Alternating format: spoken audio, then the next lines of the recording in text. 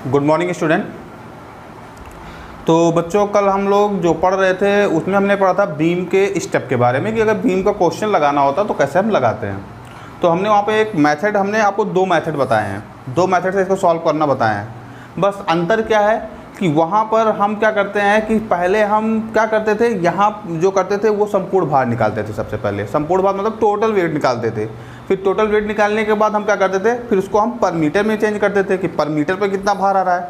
तो जो method to है उसमें बहुत ज़्यादा अंतर नहीं है। बस हम क्या कर रहे हैं कि जो एक स्टेप अलग से होता है, एक स्टेप अलग से होने का मतलब क्या है कि जो आप स्मॉल w की वैल्यू बाद में फिर दोबारा निकालते हो तो हम वो वैल्यू हम डायरेक्ट निकाल देते हैं। जैसे देखिए मेथड 1 क्या था, आपके पास मेथड 1 जो था, आपको मेथड 2 समझने के लिए मेथड 1 समझना बहुत ही इंपॉर्टेंट है। तो मेथड 1 क्या है कि आपने सबसे पहले मूवमेंट निकाल देते हो। यहाँ पर जो भी सारा स्टेप था वो तो आपको पता ही है, बस हम इसमें थोड़ा सा चेंज करके बता रहे हैं कि आप मूवमेंट निकालते हो। मूवमेंट इक्वल टू फार्मूला क्या होता है, सिग्मा बीटी इंटू जेड। ठीक है, सिग्मा बीटी क्या है, परमिसिबल स्ट्रेस है बीम की। जेड क्या है, मॉडुलस सेक्शन है। ये क्वेश्चन में आपको दिया रहेगा। और यहाँ पर जेड की जो वैल्यू लेनी है कौन सी लेनी है, जेड एक्सेस लेनी है। क्या लेनी है, जेड एक्सेस। स्टील टेबल से आप लोगे। फिर हम क्या करेंगे, हमें निकालना होता कि इस बीम पर कितना लोड आ रहा है। तो हम मूवमेंट को किसके बराबर करेंगे, WL/8 के। ये जो कैपिटल W है संपूर्ण भार है यहाँ पर। ठीक है, तो यहाँ पर W इक्वल टू क्या हो जाएगा, m into 8 upon small l। तो ये सारा भार किलो न्यूटन में आ जाएगा, किलो न्यूटन में आ गया था। फिर हमने क्या किया था, इसको हमको भार प्रति मीटर, मतलब ये जो कोई स्पान होगा 5 मीटर 6 मीटर पर, उस पर इतना भार आ रहा है। तो अगर आपसे क्वेश्चन में पूछेगा 1 मीटर पर कितना भार आ रहा है, तो जितना भार आ रहा है उसको लंबाई से आप डिवाइड कर दोगे तो आपको पर मीटर भार पता चल जाएगा। तो यहाँ से स्मॉल w इक्वल टू क्या हो जाएगा, कैपिटल W को स्पान से भाग कर देंगे तो हमें पर मीटर भार पता चल जाएगा। फिर उसके बाद हमने क्या किया, औसत अपरूपण बल निकाला। औसत अपरूपण बल मतलब शेयर निकाला इसका। तो शेयर स्ट्रेस निकाला। शेयर स्ट्रेस का फार्मूला होता है capital B upon D into TW। Capital D क्या होता है, डेप्थ, बीम की डेप्थ हमने कल बताया था। और TW क्या है, थिकनेस ऑफ वेब है। यहाँ से B बराबर क्या हो जाएगा, कैपिटल W/2। कैपिटल W आपका संपूर्ण भार है। यहाँ से ये मान निकल जाएगा, इसका मान 112.5 न्यूटन पर mm² से कम आना चाहिए। फिर इसके बाद क्या होगा, डिफ्लेक्शन निकालते हैं। डिफ्लेक्शन बराबर क्या होगा, फार्मूला 5WL के पावर क्यूब अपान 384 EI। इसका मान जो होना चाहिए वो स्पान अपान 325 से कम आना चाहिए। ये तो कल मेथड 1 की बात कर रहे थे। यही सारी चीज़ें हमें निकालनी है क्वेश्चन में। लेकिन हमने क्या किया है कि जो एक स्टेप ये आ रहा है, ये जो स्टेप है आपका, इस स्टेप को हम मेथड 2 में कम कर देंगे। डायरेक्ट इस वैल्यू को निकालेंगे। हम क्या करेंगे, डायरेक्ट इस वैल्यू को निकाल देंगे। बस हमें क्या करना होगा, जहाँ जहाँ कैपिटल W है वहाँ पर हमें ये वैल्यू पुट करनी होगी।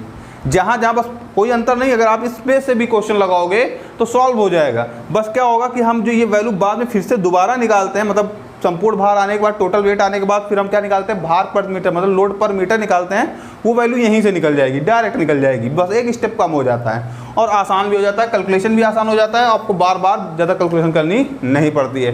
तो देखिए क्या करेंगे हमने आपको बताया सिर्फ यहाँ पर क्या करना, क्या चेंजिंग करनी है। जहाँ जहाँ कैपिटल W है वहाँ पर आपको किसकी वैल्यू रखनी है, स्मॉल w इंटू L की वैल्यू रखनी है। ठीक है, बस सारा फार्मूला अपने आप ही चेंज हो जाएगा।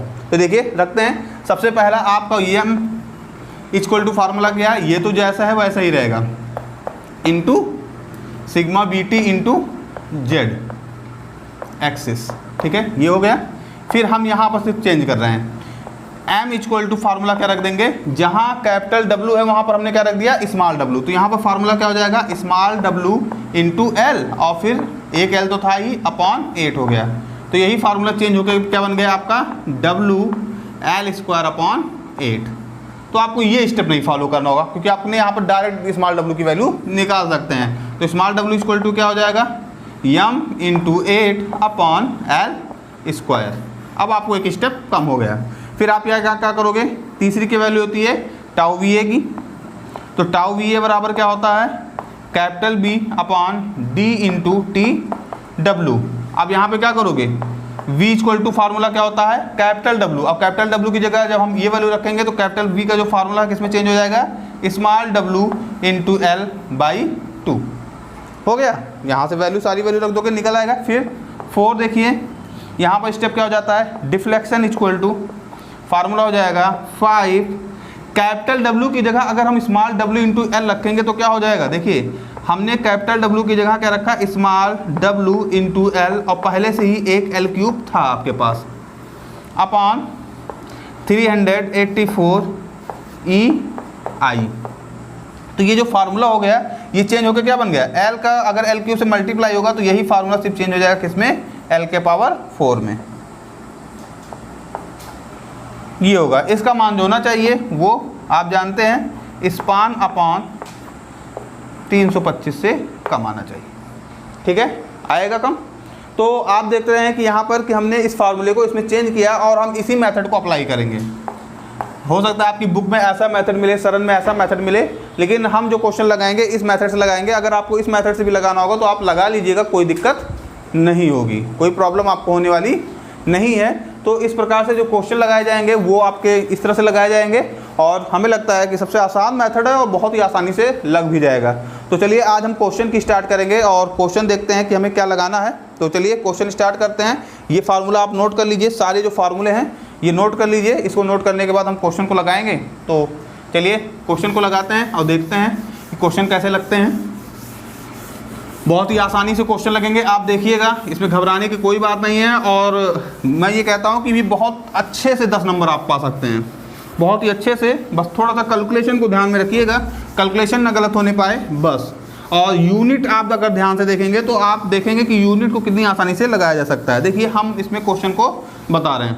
देखिए क्वेश्चन क्या है आपके पास, स्क्रीन पे लगा हुआ है क्वेश्चन। क्वेश्चन को ध्यान से पढ़ते हैं। कह रहा है 6 मीटर का एक स्पान है, ठीक है। इसके लिए एक सिंपली सपोर्टेड बीम आपको ISLB 550 लेना है। क्या लेना है, इंडियन स्टैंडर्ड लाइट बीम 550 लेना है और at the rate 0.863 kilo Newton पर मीटर आई खंड का प्रयोग किया गया है।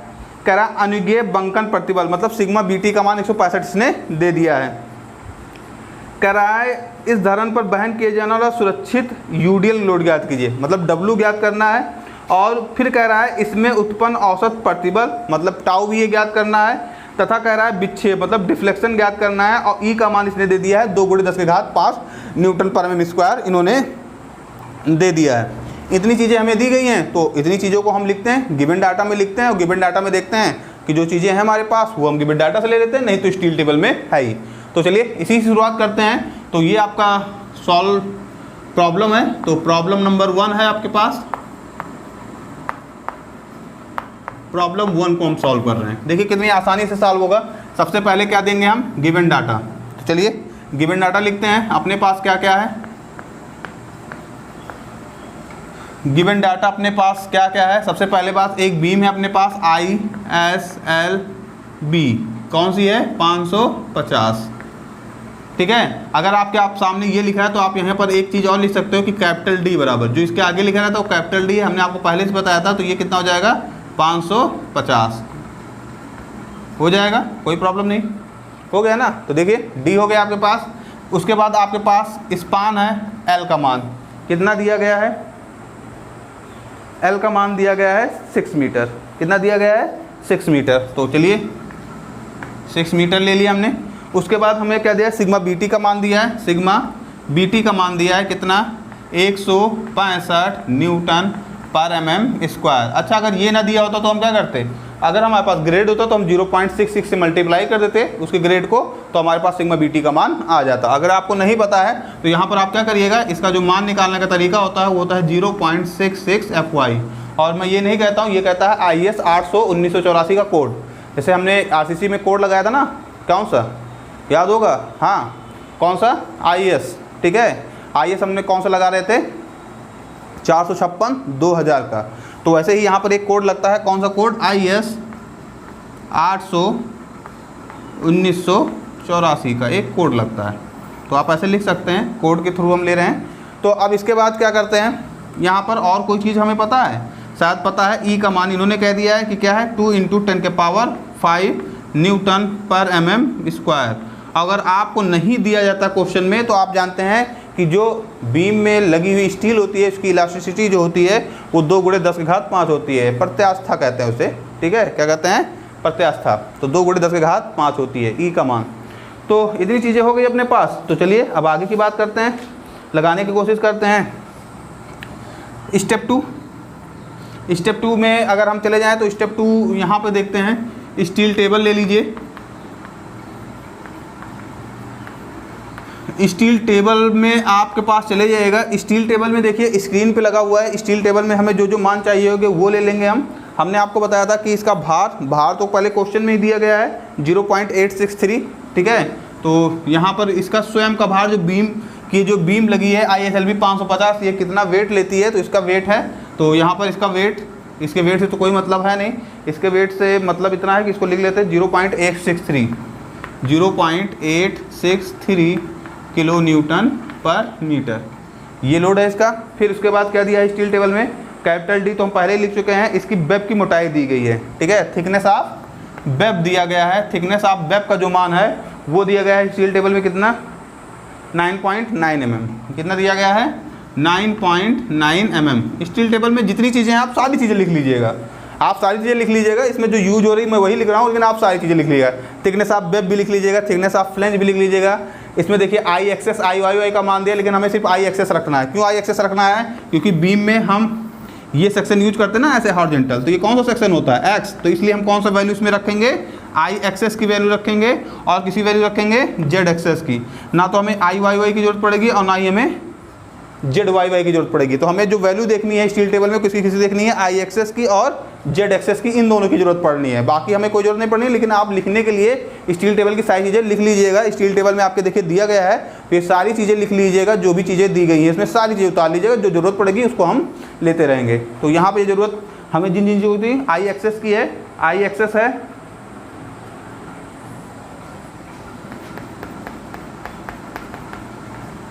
161.6 सेंटीमीटर के पावर 4, ये है हमारे पास। और फिर हमें ज़रूरत पड़ने वाली है जेड एक्सेस की, बहुत इंपॉर्टेंट है जेड एक्सेस, क्योंकि हम मॉडुलस सेक्शन के बिना मूवमेंट ज्ञात नहीं कर सकते हैं। तो यहाँ पर हमने क्या लिख दिया, जेड एक्सेस का मान। चलिए जेड एक्सेस का मान कितना है हमारे पास, 1933.2 सेंटीमीटर के पावर क्यूब। ये इतनी चीज़ें हमने लिख ली, इतनी चीज़ों की ज़रूरत पड़ने वाली है।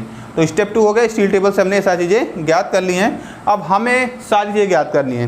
क्या क्या ज्ञात करना है, सबसे पहले इस पर पढ़ने वाला यूडीएल भार ज्ञात करना है, नंबर 1, वो मूवमेंट के थ्रू निकलेगा। दूसरा निकालना है टाउ बी ए, अपरूपर निकालना है। और तीसरी चीज़ क्या निकाली, डिफ्लेक्शन। तीनों फार्मूले हमने पहले लिख दिए हैं। तो चलिए इसको लगाते हैं, मिटा देते हैं इसको।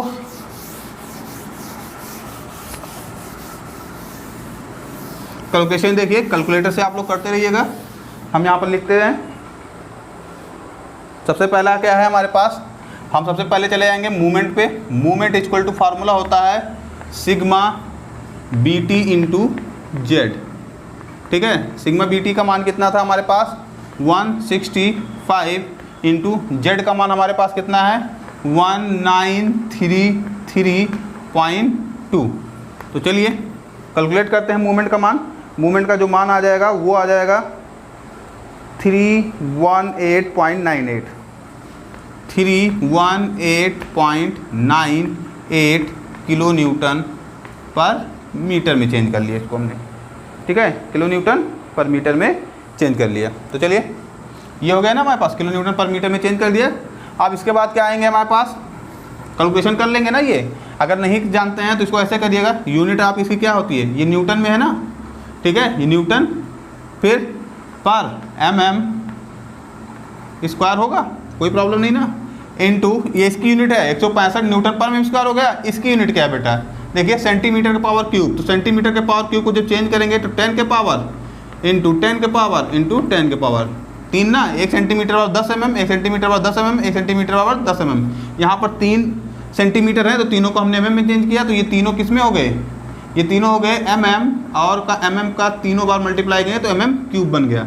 mm स्क्वायर से mm क्यूब कट गया, तो ये हो गया 10 के पावर 3 और ये हो गया क्या mm। तो उसको हम चेंज कर लेंगे, ठीक है। तो ये हो जाएगा आपके पास ना, कोई प्रॉब्लम नहीं शायद, ये हो जाएगा ना, जेड एक्सेस से मल्टीप्लाई होगा। तो चलिए ये न्यूटन mm में चेंज हो गया आपका।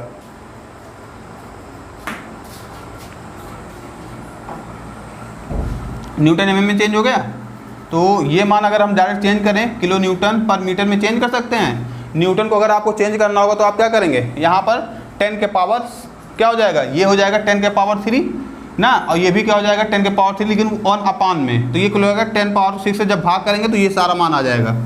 कैलकुलेट करना जानते होंगे ना, न्यूटन को आप किलो न्यूटन में चेंज करेंगे तो इसको क्या करेंगे 1000 से भाग कर देंगे, को चेंज करेंगे मीटर में तो इसको भी 1000 से भाग कर देंगे, तो नीचे 10 के पावर 6 बन जाएगा। 10 के पावर 6 को जब इस सारी वैल्यू को भाग करेंगे तो यही निकल के आएगा कितना 318.98 किलो न्यूटन मीटर। इस तरह से कैलकुलेट करिएगा, किलो न्यूटन मीटर में आ गया। अब इसके बाद हम किस में जाएंगे, हम निकालने जानते हैं मूवमेंट का फार्मूला। मूवमेंट का फार्मूला हम पर मीटर में निकाल रहे हैं, तो पर मीटर में निकालेंगे तो ये हो जाएगा स्मॉल w L²/8। यहाँ पे हो गया WL²/8। मान रखिए W इक्वल टू क्या हो जाएगा, W इक्वल टू हो जाएगा m × 8/L²। तो चलिए m का मान रखते हैं, कितना है 318.98 गुणे ये हो जाएगा 8, और L का मान कितना है 6, तो ये हो जाएगा 6। इसको आप कैलकुलेट करोगे तो स्मॉल w का जो मान निकल के आएगा वो आपके पास आ जाएगा 70.884। कितना आ जाएगा 70.884 किलो न्यूटन पर मीटर। ये मान निकल के आ गया, किसका मान निकल के आ गया, स्मॉल w का। तो इसके बाद चलते हैं, अब हमारे पास क्या निकालना है टाउ बी ए का मान, तो टाउ बी ए का मान निकाल सकते हैं, ठीक है। अगर आप इसमें सुरक्षित भार निकालना चाहते हैं, जैसे क्वेश्चन में कहते हैं सुरक्षित भार निकालिए, तो सुरक्षित भार मतलब क्या, यूडीएल लोड निकालना है ना, तो यूडीएल लोड बराबर आपका क्या होता है, जैसे यहाँ पर देखिए इसमें अगर W इक्वल टू हम लिखते हैं, क्या लिखते हैं, ठीक है, क्या लिखते हैं, तो देखिए अगर यहाँ पर हमें निकालना होगा तो capital W equal to formula क्या होता है, डेड लोड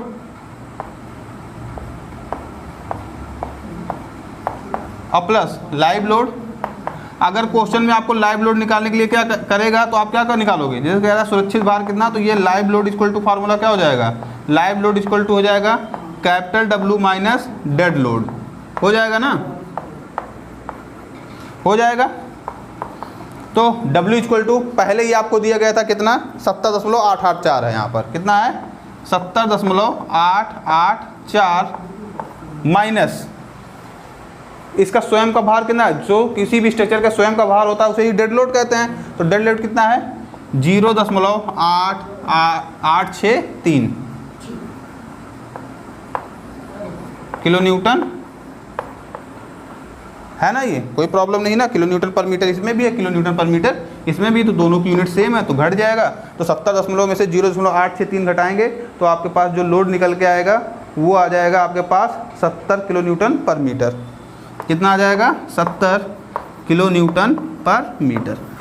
ये निकल गया आपके पास सुरक्षित भार। तो सुरक्षित भार कहेगा तो आप करना क्या है, स्टील टेबल में ये W का मान पता रहेगा आपको ना, और नहीं तो बीम के आगे लिखा रहता है, बीम के आगे उसका लोड का मान निकाला रहता है, तो वो लिखा रहता है, उसी को बस जब यहाँ पर W निकालिएगा स्मॉल W उसी में से घटा दीजिएगा तो आपको क्या पता चल जाएगा, आपको पता चल जाएगा कि ये कितना सुरक्षित भार आसानी से ग्रहण कर सकता है। अब इसके बाद हमें निकालना है औसत अपरूपण बल, तो ये निकल गया। अब इसके बाद आइए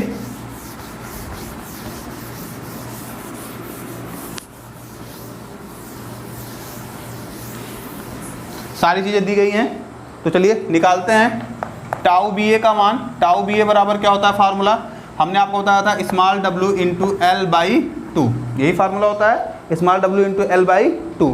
तो चलिए स्मॉल w क्या है आपके पास, स्मॉल w आपके पास कितना था 70.884 70.884 गुणे 6/2, ये हो जाएगा, 2 से ये कट जाएगा 3, तो कितना आ जाएगा 70.884 को 3 से मल्टीप्लाई करोगे तो आ जाएगा आपके पास 212.65 किलो न्यूटन। कितना आ गया 212.65 किलो न्यूटन।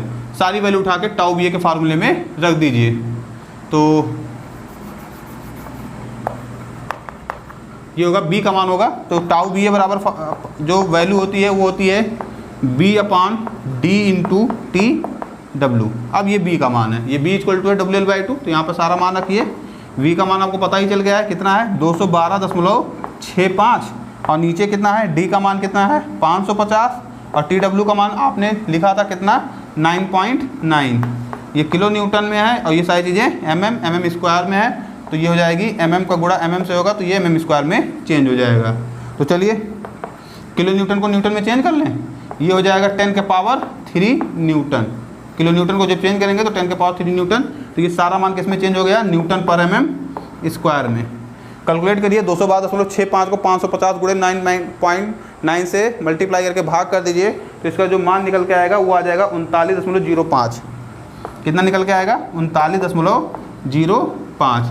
और ये मान किससे कम है, ये मान आपका देखिए अगर एवरेज लेंगे तो 100 न्यूटन पर mm स्क्वायर से कम आ रहा है। तो यहीं पे लिख दीजिएगा this is all right, this is all right. सही है ना, 100 से कम आ गया। अब हमें क्या निकालना है, डिफ्लेक्शन, विक्षेप। तो चलिए ये नोट कर लीजिए। अब हम क्या निकालते हैं, डिफ्लेक्शन निकालते हैं। तो देखिए डिफ्लेक्शन निकालिए। डिफ्लेक्शन निकालेंगे, डिफ्लेक्शन का फार्मूला क्या होता है, डिफ्लेक्शन का फार्मूला हमने बनाया था ना क्या, 5W L के पावर 4/384 EI, ये होता है ना। अब सारे मान की जरूरत आपको पड़ेगी, तो चलिए 5 इंटू यूनिट अलग लिखेंगे हम, तो 5 इंटू W का मान आपके पास कितना था, देखिए आपके पास था 70.884, ठीक है। ये किस में था, किलो न्यूटन पर मीटर में था ना, किलो न्यूटन पर मीटर। तो यहाँ पर हमने लिखा किलो न्यूटन और इसी के नीचे यहाँ पर लिख दिया मीटर, किलो न्यूटन पर मीटर, सबकी वैल्यू अलग लिख रहे हैं, ठीक है। फिर L के पावर 4 है, L के पावर 4 का मतलब 6 के पावर 4, लेकिन इसके साथ 4 मीटर भी आएंगे, क्योंकि 4 है ना आपका। अगर इसको लिखोगे तो ऐसे लिखोगे ना, 6 मीटर 6 मीटर 6 मीटर गुणे 6 मीटर, तो 4 मीटर हुए ना। तो यहाँ पर हम लिखेंगे मीटर गुणे मीटर और गुणे मीटर गुणे मीटर, ये हो गया। अब इसके बाद क्या है, 384 इंटू ई का मान कितना है, 2 गुणे 10 के घात 5 न्यूटन नीचे हो जाएगा और mm स्क्वायर ऊपर चला जाएगा। तो यहाँ पर क्या हो जाएगा, देखिए यहाँ पे हो जाएगा mm और गुणे mm स्क्वायर हो गया ना, कोई प्रॉब्लम नहीं। अब इनटू हमें किसका मान चाहिए, I का। I का मान देखिए क्या है, ये मीटर यहाँ पे लिख दे रहे हैं। I का मान क्या है, 53,161.6 सेंटीमीटर के पावर 4। तो ये हो जाएगा सेंटीमीटर गुणे सेंटीमीटर गुणे सेंटीमीटर और गुणे सेंटीमीटर, हो गया ना। और ये हो गया मीटर। इसका मान जो आना चाहिए वो mm में आना चाहिए। अब देखिए सारी यूनिट हम चेंज कर रहे हैं, ठीक है। सारी यूनिट चेंज करेंगे तो कैसे कैसे चेंज होगा वो देखिएगा। ये मीटर है, ये मीटर है, ये मीटर है, ये मीटर है ना। इसको अगर mm में हम चेंज करेंगे तो इसको लिख सकते हैं 10 के पावर 3, इसको भी लिखेंगे 10 के पावर 3, इसको भी लिखेंगे 10 के पावर 3, इसको भी लिखेंगे 10 के पावर 3। और ये चारों किस में चेंज हो जाएंगे, mm के पावर 4 में चेंज हो गया ना। mm का 4 बार मल्टीप्लाई होगा तो ये mm का पावर 4 हो गया। इस किलो न्यूटन को चेंज करना है तो इस किलो न्यूटन को क्या लिख सकते हैं, 10 के पावर 3 और ये क्या हो जाएगा, न्यूटन। तो देखिए न्यूटन और न्यूटन ये कट गया, न्यूटन और न्यूटन कट गया। अब हमारे पास ये मीटर है ना, इस मीटर को भी चेंज कर सकते हैं ना, किसमें, 10 के पावर 3 mm में हो जाएगा ना। तो देखिए एक 10 के पावर 3 और एक 10 के पावर 3 ये कट गया। अब कितना बचा है हमारे पास, सेंटीमीटर बचा है। तो सेंटीमीटर देखिए, सेंटीमीटर इसको ऐसे हटें, 4 सेंटीमीटर है ना, इसको हम डायरेक्ट लिख सकते हैं mm के पावर 4। क्यों, क्योंकि 1 सेंटीमीटर पर 10 mm, तो 4 सेंटीमीटर 4 mm हो जाएंगे। लेकिन यहाँ पर क्या होगा, 1 सेंटीमीटर पर 10, तो ये हो जाएगा 10 गुणे 10 और गुणे 10 और गुणे 10। तो ये कितना बन गया, 10 के पावर 4, ठीक है। तो ये 10 के पावर 5 हो जाएगा और ये क्या हो जाएगा, 10 के पावर 4। तो जब 10 के पावर 4 हो जाएगा तो ये हो जाएगा ऐसे 10 के पावर 4। तो ये 10 के घात 5 और 10 के घात 4, ये कितना हो गया, 10 के घात 9। तो 3 3 6 और 3 3 का 9, कट गया ना, ठीक है, कट गया ना। mm के पावर 4 और mm के पावर 4 ये कट गया, 1 mm और 1 mm ये कट गया। तो बचा क्या, सिर्फ 1 mm बचा। तो इसकी यूनिट जो आएगी वो किस में आएगी, mm में आएगी। ये सारा कैलकुलेशन आप करोगे तो इस सारी कैलकुलेशन को करने के बाद जो आंसर निकल के आएगा वो आपका आएगा 11.25 mm। आ जाएगा ना, 11.25 mm आ जाएगा। अगर इसका मान आप चेक करना चाहेंगे, तो जब चेक करेंगे इसका मान, अगर आप चेक करना चाहेंगे तो ये देखिए इसका मान कैसे स्पान से चेक होता है ना, तो ये हो जाएगा 6000 और इसको 325 से भाग कर दीजिए, कितना आएगा कैलकुलेट करके बताइए। 6000 को 325 से भाग करिए, कितना आएगा? 6000 को 325 से भाग करिए,